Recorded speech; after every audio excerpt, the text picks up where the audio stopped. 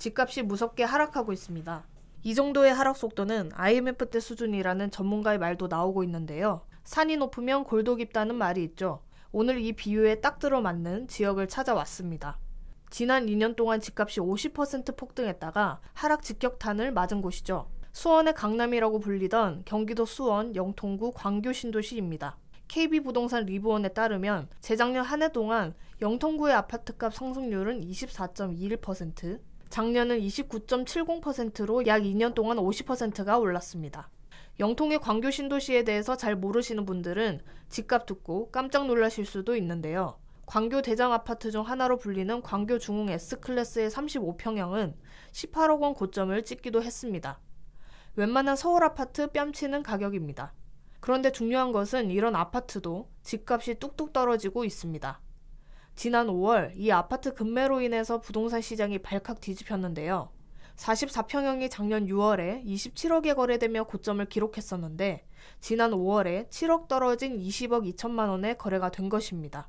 고점을 기록한 매물은 호수뷰가 가능한 매물이고 20억에 거래된 매물은 호수뷰가 없는 매물이긴 했는데요. 문제는 영통에서 이런 급매가 줄줄이 나오고 있다는 겁니다. 여기가 지난 편인 양주 옥정 신도시처럼 서울 접근성이 떨어지는 지역이냐? 그것도 아닙니다. 영통은 서울 주요 일자리 지역인 강남, 판교, 광화문, 여의도까지 대중교통을 통해 1시간 내외면 도착이 가능합니다.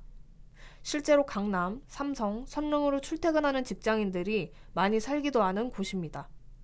그럼 마냥 배드타운이냐? 그것도 아닙니다. 수인분당선 메탄 권선역 인근으로 삼성전자가 위치해 있고 영통구에는 경기도청, 법원, 경찰청과 같은 공공기관도 분포되어 있습니다. 광교 신도시에 와본 적 없어도 사진으로는 한 번쯤 다 봤을 갤러리아 백화점도 위치해 있는데요. 그 주변으로 상권 형성도 잘 되어 있죠. 사실 이런 점들이 집값이 폭등할 때 영향을 줬던 요인들이기도 합니다. 급등한 만큼 급락세도 큰 영통의 집값, 구축 아파트는 심한 패닉 상태입니다. 26년 차 단지인 신성신안 쌍용 지능아파트, 수인분당선 영통역을 도보 10분 이내로 이용할 수 있는 역세권 위치입니다.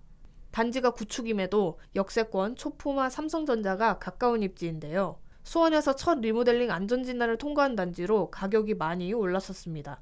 21년 10월 24평 최고점이었던 5억 6,950만원, 2019년 매매가인 2억 2,522만원과 비교하면 2년 3개월 동안 2.5배, 152% 상승한 겁니다. 그런데 1년 만인 올해 9월에는 3억 5천만 원으로 최고점 대비 2억 1,950만 원이 하락했습니다. 약 38%가 하락한 수치입니다. 다른 구축 아파트인 황골마을 주공 1단지, 24평형 최고가는 작년 11월에 거래된 6억 원입니다. 하지만 10월 3일과 12일에는 3억 5,500만 원에 거래가 됐습니다. 최고가 거래 이후 약 11개월 만에 40%가량 하락한 겁니다. 앞의 단지들에 비해 연식이 오래되진 않았지만 11년차 아파트인 이편한 세상 광교의 하락도 억소리 나는 추세입니다. 이 단지는 1970가구 규모로 광교 신도시에서 광교 중흥 S클래스에 이어 두 번째로 큰 단지입니다. 이 아파트 45평형의 최고가는 작년 8월에 기록한 20억 3천만 원이었는데 지난 9월엔 이보다 5억 이상 떨어진 15억 원에 거래가 됐습니다. 20억 원에서 1년 만에 5억이 빠진 겁니다. 이런 영통구의 하락세는 통계에서도 확인할 수 있는데요. KB부동산 리브원에 따르면 경기에서 올해 10월까지 영통구의 아파트 가격은 8.11% 하락했습니다. 수원 평균 집값 하락폭인 마이너스 4.35%의 2배 수준이며 경기 평균 하락폭인 마이너스 1.33%의 6배 이상 되는 수준입니다. 한국부동산원 자료도 살펴보면 영통구의 하락폭이 경기 전체에서 가장 큰 것을 알 수 있습니다.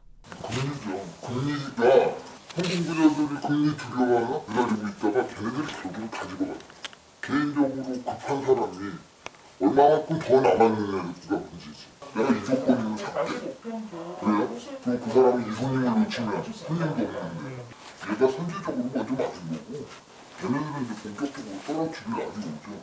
현지에서는 이런 하락세의 이유가 급등에 따른 조정과 쏟아지는 공급에도 있다고 판단하고 있는데요.